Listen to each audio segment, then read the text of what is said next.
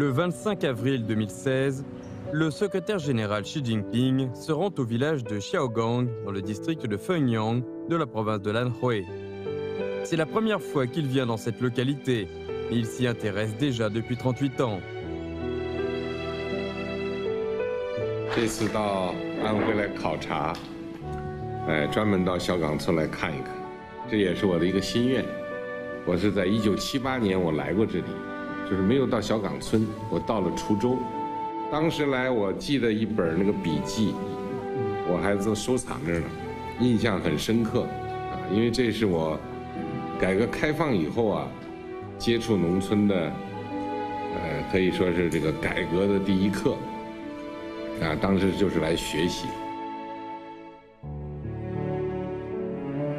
En passant en revue l'histoire du village de Xiaogang, le secrétaire général dit avec émotion « Les villageois ont mis tout ce qu'ils avaient dans une œuvre, et cette œuvre est finalement devenue le début et le symbole de la réforme en Chine. »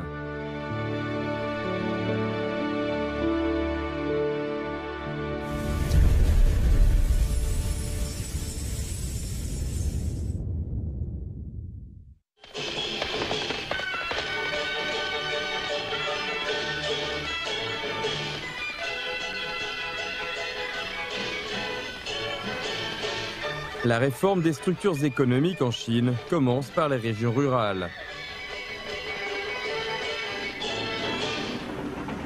当前最迫切的是扩大厂矿企业和生产队的自主权。一个生产队有了经营自主权，一小块地没有种上东西，一小块水面没有利用起来搞养殖业，社员和干部 就要睡不着觉，就要开动脑筋想办法。 Fin 1978, au moment où Deng Xiaoping prononce ce discours, dans cette maison au toit de chaume, au sein de l'équipe de production de Xiaogang, 18 paysans appliquent l'empreinte de leur pouce sur le contrat d'exploitation forfaitaire intégrale. «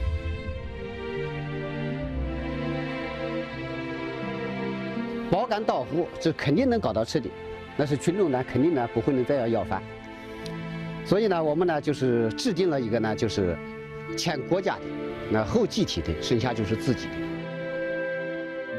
Yan Hongchang était le chef adjoint de l'équipe de production de Xiaogang. C'est lui qui a rédigé le contrat. Jusqu'à aujourd'hui, il se souvient encore clairement du texte du contrat. 我们分田到户，每户户主签字盖章。 如以后能干，每户保证完成每户的全年上缴和供养，不再向国家伸出要求任务。如不成，我们干部坐牢杀头也甘心。大家社员也保证把我们小孩养活到18岁。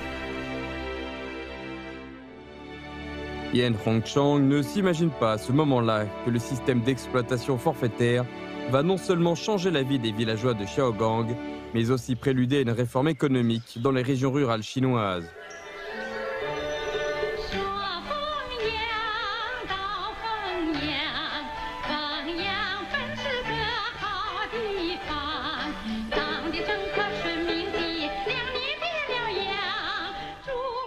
L'année suivante, l'exploitation forfaitaire intégrale apporte une très bonne récolte à l'équipe de production de Xiaogang. Pour la première fois en 20 ans, ce village qui vivait des aides de l'État remet plus de 30 000 kilos de céréales à l'État. Et chaque foyer connaît une abondance. 当时县里县委在研究这个问题的时候也非常慎重，没有人反对的，但是有人担心，就怕这个是犯政治上的错误。开始我这搞了以后我怎么办？我首先跟陈云松商量的，我说我这已经搞起来了，我说怎么办？他说我双手赞成。然后我小朋友讲小朋友说不要争论，你就这么干下去就完了。 En mai 1980, Deng Xiaoping fait un discours important dans lequel il salue les initiatives de réforme des paysans. Il dit « Certains camarades craignent que cela ne nuise à l'économie collective.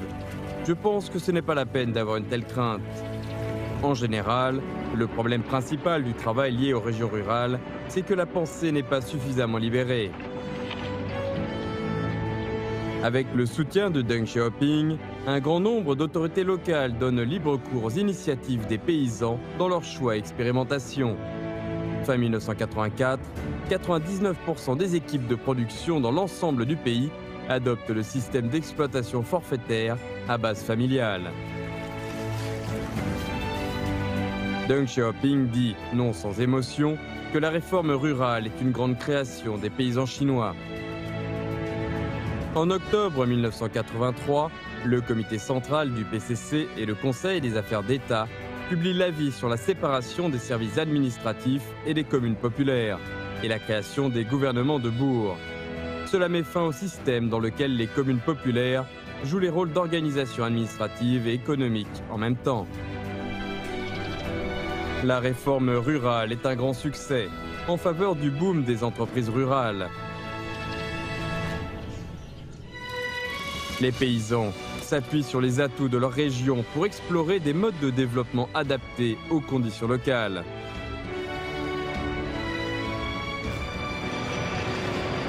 Lu Guanqiu, de l'usine des charnières universelles de Xiaoshan, dans la province du Zhejiang, signe le contrat forfaitaire avec le gouvernement du bourg. Ce mode d'exploitation permet à cette entreprise rurale de devenir la première entreprise chinoise de pièces détachées pour automobiles à entrer sur le marché américain. Le boom des entreprises rurales change rapidement le paysage des régions rurales chinoises. En 1987, on compte plus de 17,5 millions d'entreprises rurales, réalisant un total de 476,4 milliards de yuans de valeur de production, soit 50,4% du PIB des régions rurales, dépassant pour la première fois le produit agricole national. Le développement des entreprises rurales entraîne aussi l'émergence de petites villes et bourgs. La structure ville-campagne en Chine connaît dès lors un changement progressif et des conditions favorisant la modernisation des régions rurales à la chinoise sont créées.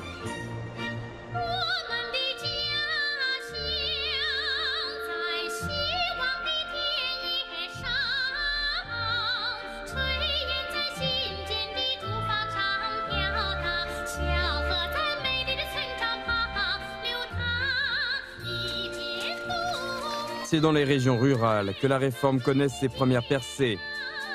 Dans ce processus, le PCC fait en temps opportun le bilan des innovations des paysans et travaille à promouvoir les réformes selon les conditions sur place, réalisant de profondes transformations sociales.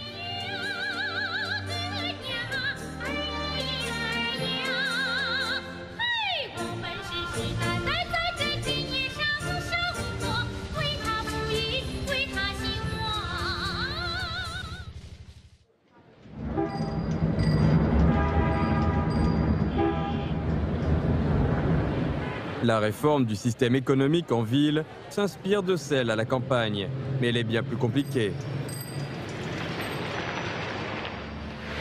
Après le 3e plénum du 11e comité central du PCC, la réforme du système économique en ville, axée sur l'accroissement de l'autonomie des entreprises, se généralise progressivement dans le pays.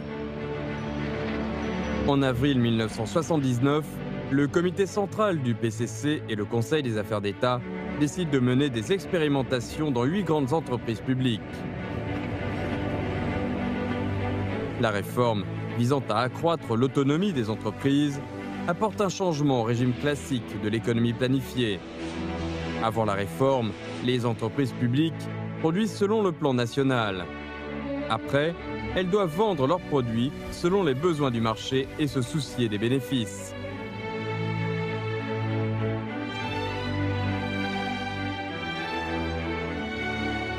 Le 25 juin 1979, l'usine de machines-outils de Ningjiang au Sichuan fait une publicité dans le quotidien du peuple, la première du genre depuis la réforme et l'ouverture.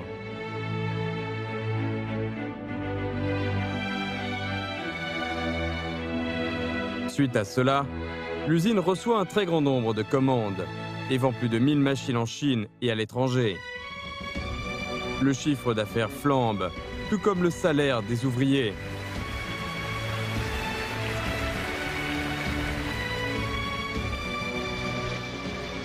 En juin 1980, environ 6600 entreprises bénéficient de la réforme. Le 2 septembre, le Conseil des affaires d'État fait circuler le rapport de la Commission économique nationale sur l'expérimentation de l'élargissement de l'autonomie des entreprises et les mesures à prendre, décidant de généraliser la réforme sur l'ensemble des entreprises industrielles publiques dès 1981.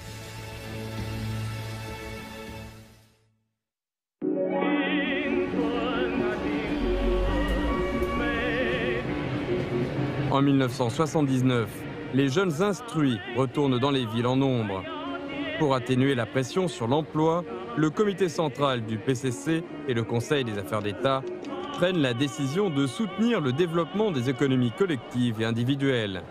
Est ainsi installé un système économique marqué par la domination de l'économie publique et la coexistence des économies de différentes natures.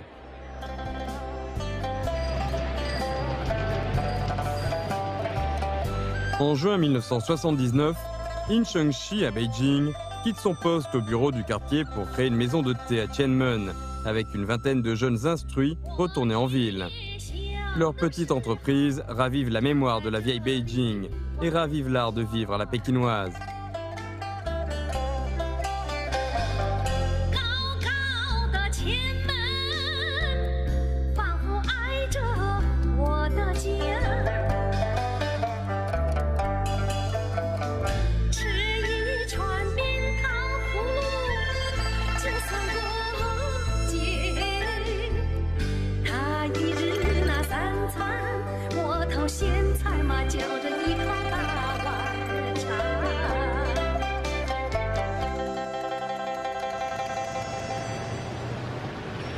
À Wuhu, province de l'Anhui, l'auto-entrepreneur Nian Guangjiu emploie des centaines de personnes pour vendre ses graines de tournesol de marque Shadze, dépassant de loin le nombre de 8 employés fixé par le règlement de l'époque pour les entreprises individuelles.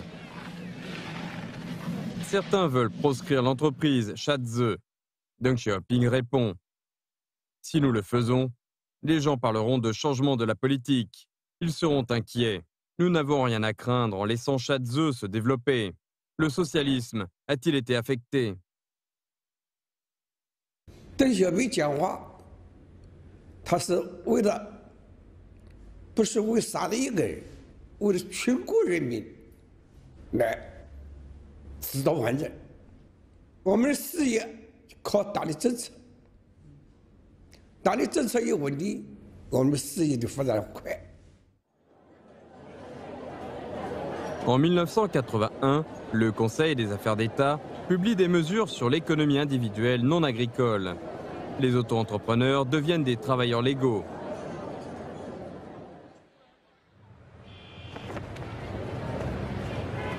À mesure que la réforme se poursuit, l'ouverture sur l'extérieur réalise aussi des percées. En juillet 1978, Shi Zhongxun, gouverneur de la province du Guangdong, choisit la rue Zhongying au district de Bao'an pour mener son enquête. Cette rue séparait la prospérité de l'île de Hong Kong et le marasme de la partie continentale. Shi Zhongxun se met alors à planifier le développement de cette région limitrophe avec Hong Kong. En octobre 1978, la province du Guangdong soumet au gouvernement central un rapport sur la construction des bases commerciales et l'urbanisation des districts de Bao'an et de Zhuhai, proposant de transformer ces deux districts en municipalités. En janvier 1979, la province du Guangdong et le ministère des Transports soumettent conjointement un rapport au Conseil des affaires d'État, proposant de créer une zone industrielle à Shekou. Le comité central du PCC donne l'aval. Avec les travaux de démolition, la première zone industrielle chinoise ouverte au monde extérieur voit le jour à Shekou. En mars 1979, le district de Bao'an, dans la province du Guangdong, est transformé en la ville de Shenzhen, sur l'approbation du Conseil des affaires d'État. Le 8 avril 1979, le premier secrétaire du comité du PCC pour la province du Guangdong, Shi Zhongxun, a indiqué : le Guangdong est à côté de Hong Kong et de Macao. et compte de nombreux ressortissants chinois. Il faut en profiter pour mener des échanges économiques et technologiques avec l'extérieur. Il faut donner libre cours à l'initiative du Guangdong pour créer des zones de transformation et d'exportation à Shenzhen, Zhuhai et Shantou. Les responsables du comité du PCC pour la province du Fujian expriment l'envie de faire de même. Deng Xiaoping, après avoir écouté le rapport de Xi Zhongxun à ce sujet, répond « Appelons ces villes des zones spéciales. Le gouvernement central n'a pas de budget, mais vous aurez des politiques de soutien. À vous de réussir. »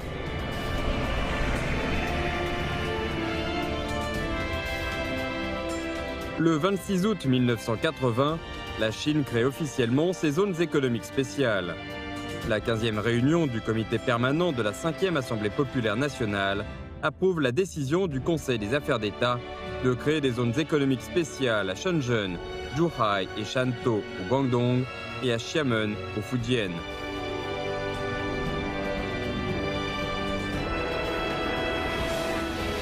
Le son des explosifs à Sheko retentit encore dans la mémoire des gens et la zone économique spéciale de Shenzhen montre au monde extérieur sa vitalité et la grande force de la réforme et de l'ouverture en Chine.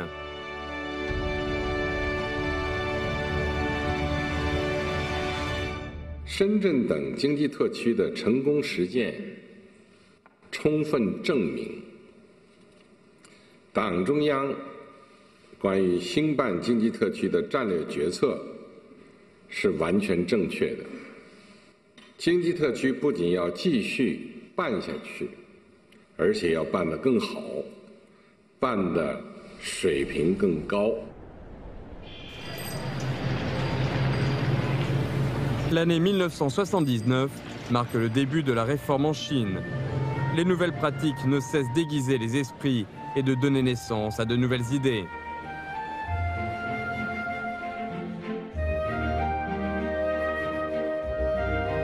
Le 26 novembre, alors qu'il rencontre des invités étrangers, Deng Xiaoping avance une idée toute nouvelle. Le socialisme n'est pas incompatible avec l'économie de marché. Le 6 décembre, lors de son entretien avec le Premier ministre japonais Masayoshi Ohira, Deng Xiaoping souligne « Les 4 modernisations que nous voulons réaliser sont des modernisations à la chinoise. L'objectif de la Chine pour le XXe siècle est de réaliser une société de moyenne aisance. » La compatibilité du socialisme avec l'économie de marché et la réalisation d'une société de moyenne aisance, voilà le premier profil du double objectif de la réforme du système économique et de la modernisation en Chine. Au moment où les Chinois avancent vers cet objectif, une question majeure se pose. Quelle est la voie à poursuivre pour réaliser le développement ?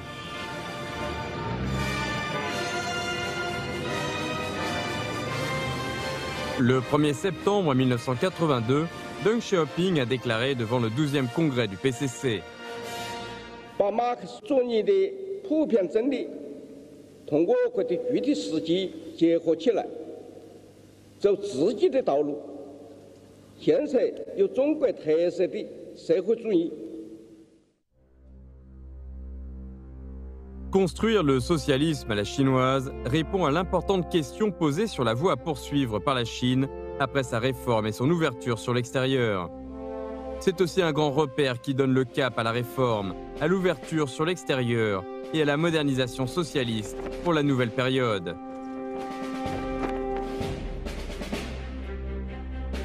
Reste à savoir ce qu'est le socialisme à la chinoise. Il faut en faire une explication théorique et pratique.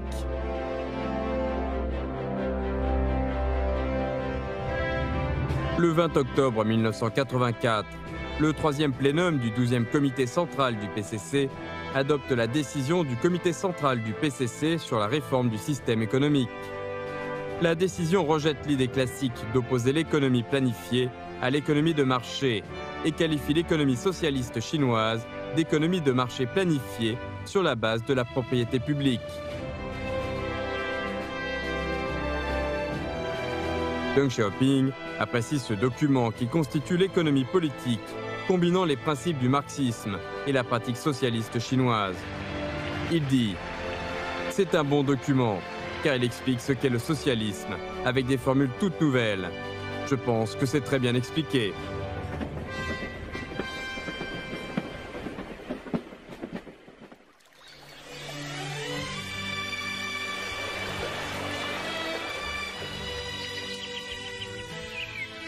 Au printemps 1984, Deng Xiaoping se rend à Shenzhen, Zhuhai et Xiamen, saluant la construction des zones économiques spéciales.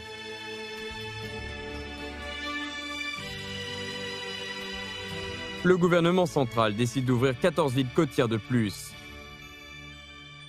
Les entreprises publiques jouissent de plus d'autonomie dans leur exploitation. La première génération de travailleurs migrants part de la campagne pour les villes. Cette année-là, le premier satellite de télécommunication expérimentale de la Chine est lancé. La première équipe d'enquête scientifique chinoise arrive en Antarctique. La Chine obtient sa première médaille d'or aux Jeux Olympiques.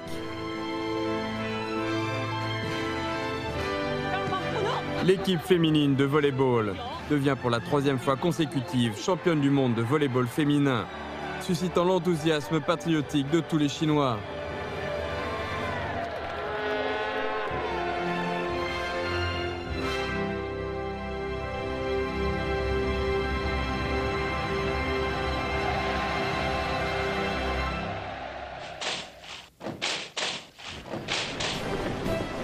Le 1er octobre, un défilé militaire est organisé sur la place Tiananmen pour célébrer le 35e anniversaire de la République populaire de Chine.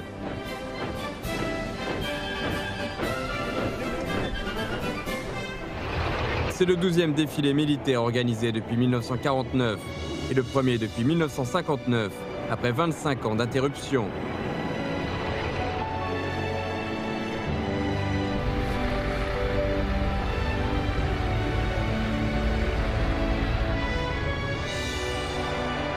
Dans la foule, des étudiants de l'université de Pékin brandissent la banderole « Bonjour Xiaoping » pour montrer leur respect et leur amour à l'architecte en chef de la réforme et de l'ouverture.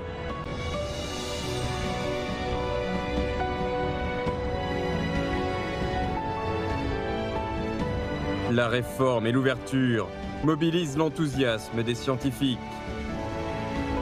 En mars 1986, Wang Daheng, Wang Ganchang, Yang Jiachi et Chen Fangyun soumettent au comité central du PCC une proposition de développer des technologies de pointe. Deng Xiaoping répond sans tarder en disant qu'il faut prendre rapidement une décision sans traîner. 这小平同志重视，所以我们报告打上去3天他就批了，这样子才国家决定花一大笔投资来从事这方面的工作。那么我们4个人都是搞科学的，没有经费概念。这个王干昌同志因为原来是2机部兼职副部长，稍微知道一些这个概念。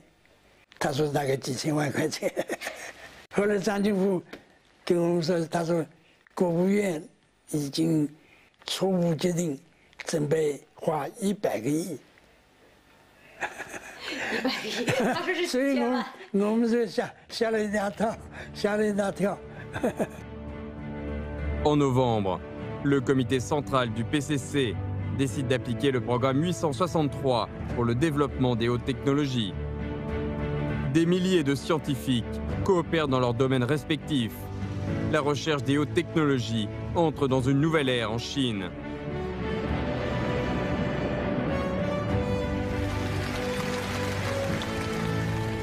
Du 25 octobre au 1er novembre 1987, le 13e congrès du PCC se tient à Beijing.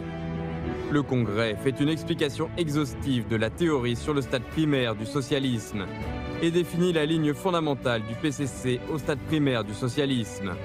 Il s'agit d'un centre et 2 points fondamentaux, à savoir la construction économique s'appuyant sur les 4 principes fondamentaux et la politique de réforme et d'ouverture. Sous l'impulsion de Deng Xiaoping, le Congrès élabore la stratégie de développement en 3 étapes pour réaliser la modernisation au milieu du XXIe siècle, dessinant ainsi le plan pour la construction du socialisme à la chinoise.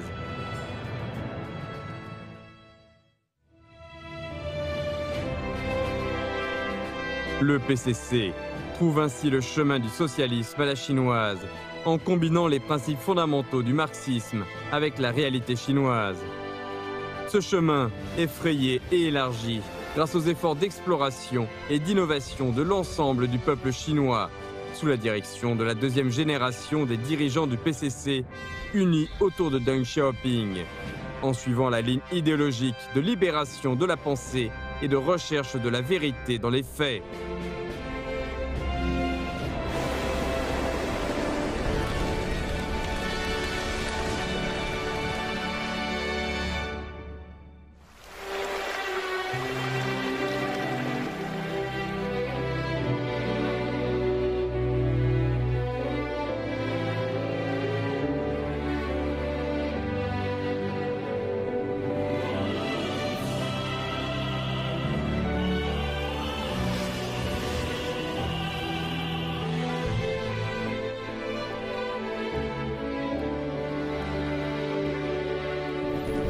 从长夜到日出，走过千山万水的路，每一步都是信仰足迹，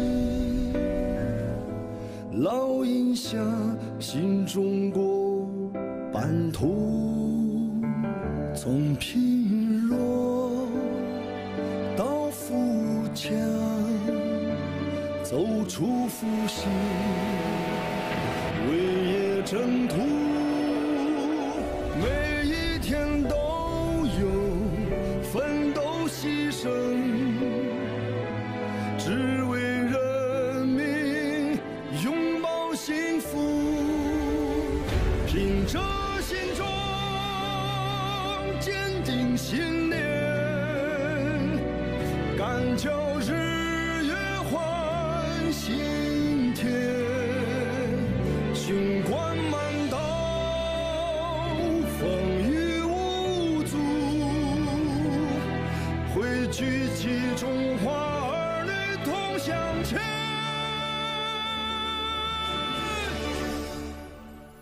从贫弱到富强，走出复兴，为业征途，每一天都